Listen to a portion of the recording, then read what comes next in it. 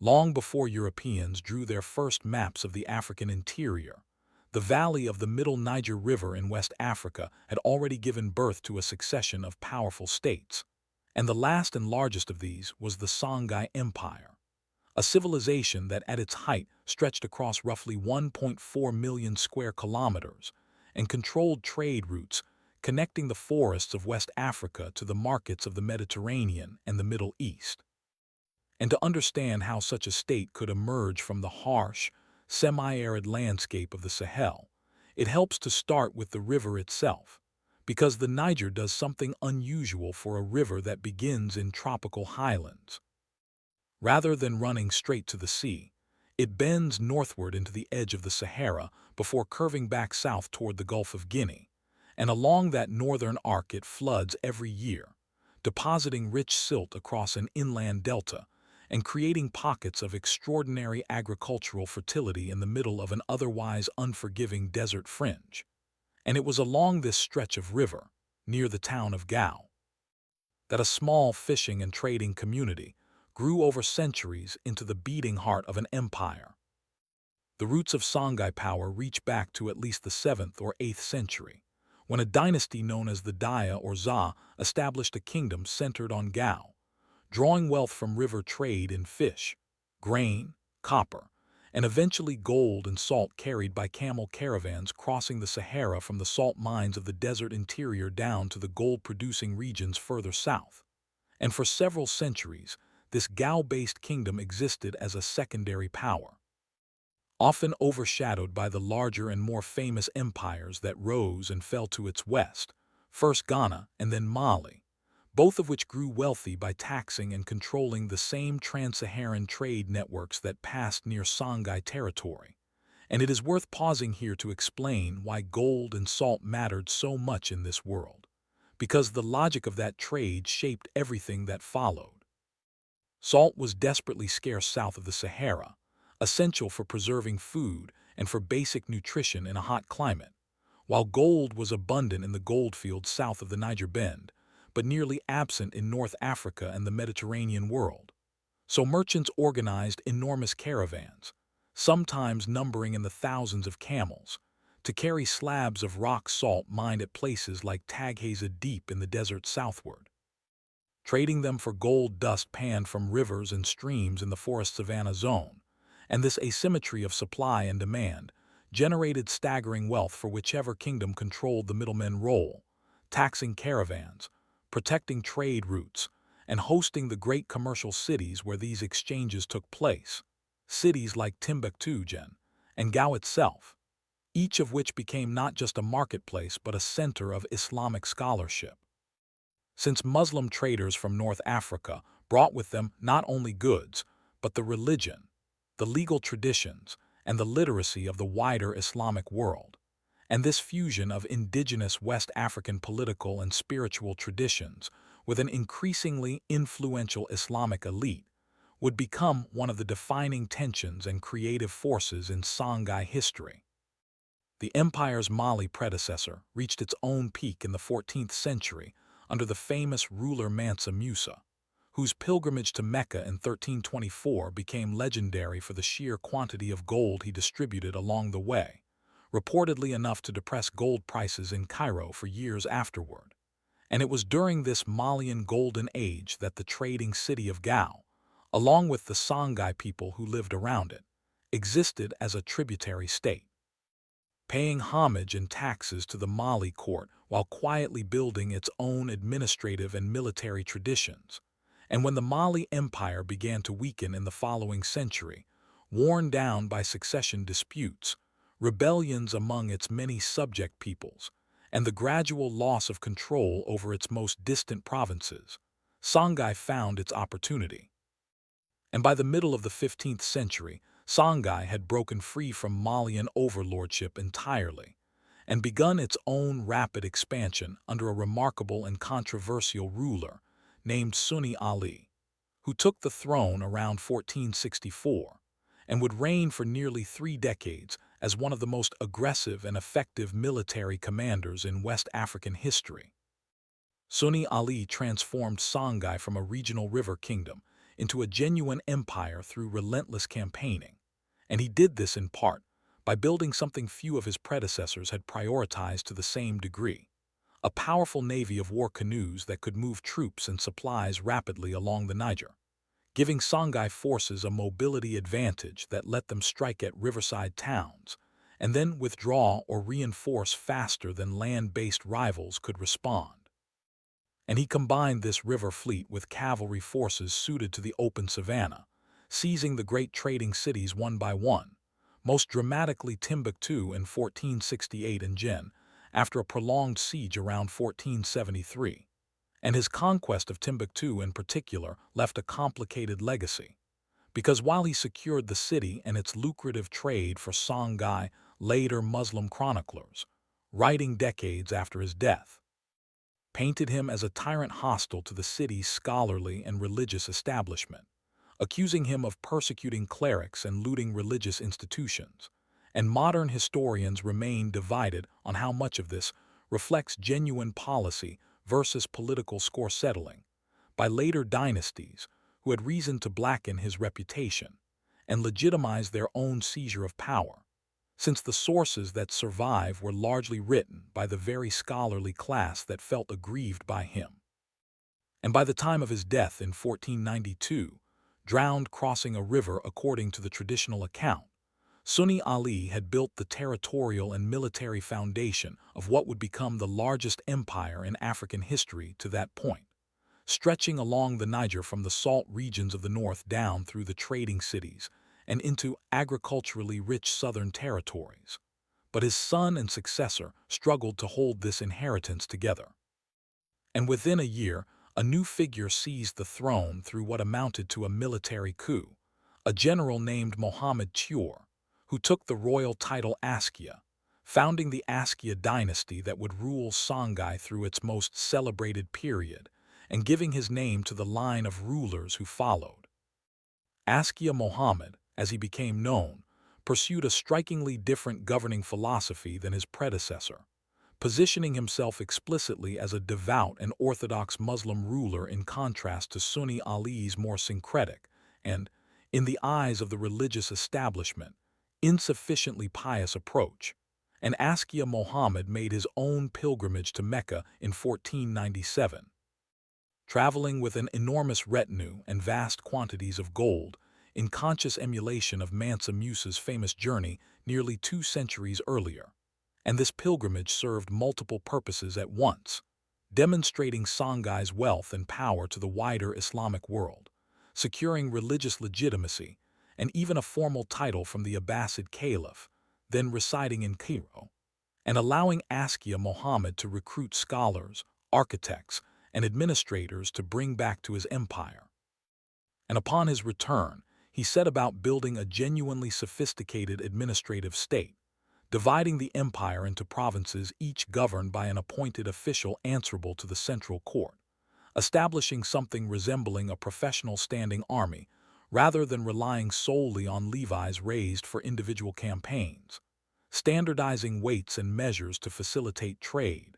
and appointing specialized ministers to oversee finance, agriculture, forestry, and the treasury, creating a bureaucratic apparatus considerably more elaborate than anything Songhai had possessed before. And under his reign, and that of his immediate successors, Timbuktu flourished as one of the great intellectual centers of the Islamic world, home to the Sankor Mosque and University complex where scholars taught law, theology, astronomy, and mathematics, and where a substantial manuscript culture developed, producing and preserving tens of thousands of texts on subjects ranging from religious jurisprudence to medicine to history, a legacy that survives today in the manuscript libraries of modern Timbuktu, and that stands as powerful evidence against outdated assumptions that sub-Saharan Africa lacked sophisticated written intellectual traditions before European contact. And this period, roughly from the 1490s through the middle of the 16th century, represents Songhai's golden age, a time when the empire controlled trade routes stretching from the salt mines of the Sahara to the gold fields of the forest zone, when its cities hosted merchants and scholars from across the Islamic world, and when its rulers commanded resources and territory on a scale unmatched anywhere else in Africa at the time. But empires built on personal military conquest and held together by the authority of a single dominant ruler often carry within them the seeds of their own instability. And Songhai proved no exception, because Askia Muhammad, like Sunni Ali before him and like so many West African rulers of this era, fathered numerous sons by multiple wives, and the absence of a clear, universally accepted rule of succession meant that the death or incapacitation of a ruler frequently triggered succession crises among rival claimants, and in Askia Muhammad's own case, as he aged and eventually went blind, one of his sons deposed him and seized power directly, beginning a pattern of internal power struggles that would recur throughout the following decades, weakening central authority even as external pressures on the empire began to mount.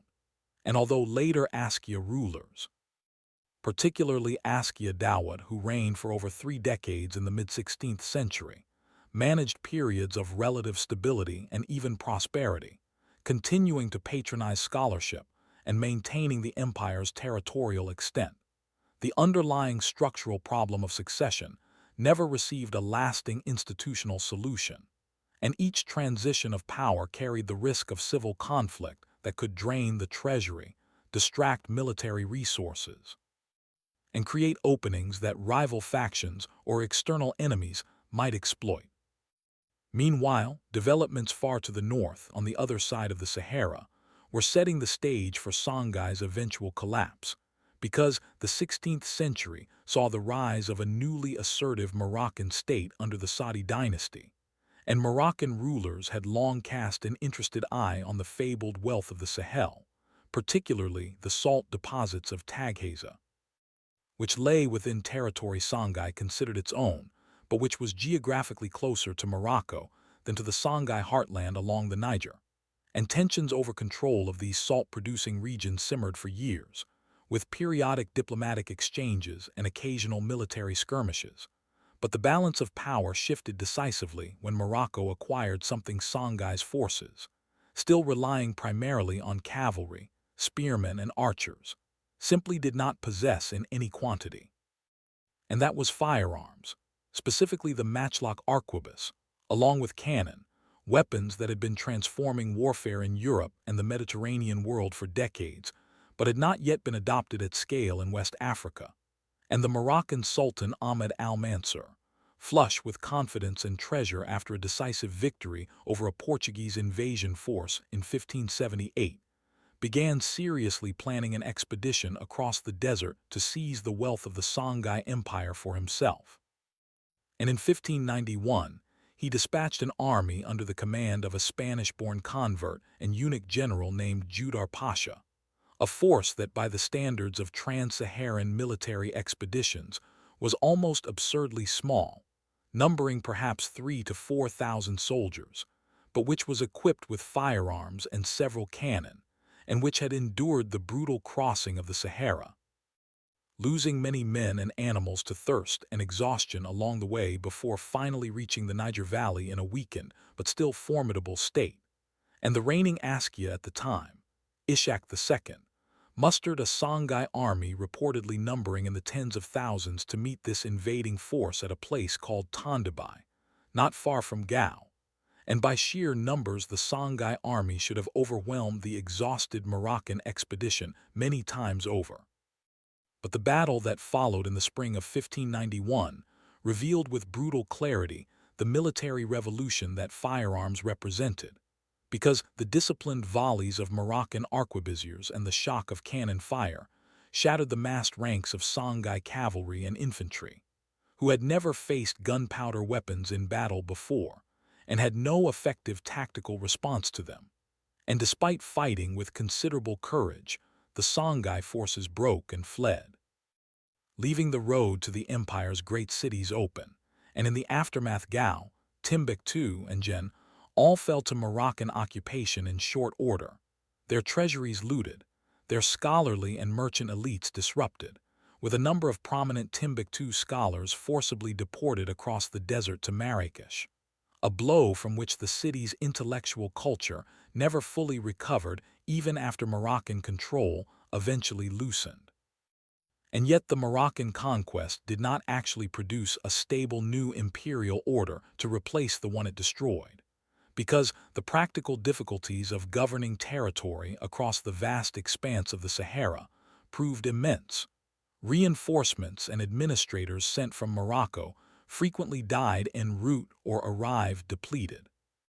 The costs of maintaining a garrison so far from the Moroccan heartland strained resources, and the descendants of the original Moroccan soldiers, cut off from regular contact with Morocco and increasingly intermarried with local populations, evolved over subsequent generations into a distinct ruling group known as the Arma, who governed the middle Niger region with steadily diminishing effectiveness and steadily diminishing connection to Marrakesh. While former provinces and subject peoples of the old Songhai Empire, no longer held together by a strong central authority, splintered into numerous smaller successor states and kingdoms, some Songhai in origin, others belonging to different ethnic and political traditions that had previously been subordinated within the empire. And this fragmentation had consequences that rippled forward for centuries. Because a region that had once been unified under sophisticated centralized administration, capable of protecting trade routes, patronizing scholarship, and projecting military power across a huge territory, was left divided among competing smaller polities more vulnerable to external pressure and internal conflict. And this political fragmentation coincided, tragically, with the period in which the transatlantic slave trade was rapidly expanding along the West African coast. And while trans-Saharan and internal West African slave systems had existed for centuries before the Moroccan invasion,